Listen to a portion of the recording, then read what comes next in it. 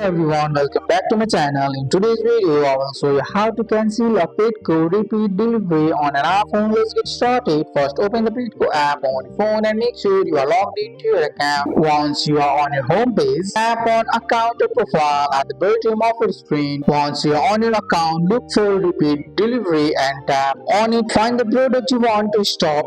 Tap on the item to open the delivery details. You will see information like delivery schedule, next delivery date or payment method. Scroll down and look for Cancel Repeat Delivery or turn off Autoship. Tap on Cancel. Petco may ask you to choose a reason for cancelling. Select any reason and tap Confirm. You should see a message saying the repeat delivery is cancelled. And that's it. You have successfully cancelled a Petco Repeat Delivery on your iPhone. That's all for today's video, guys. I hope you guys like this video. If you found this video helpful, drop a like, subscribe for more videos. Thanks for watching. See you in the next one.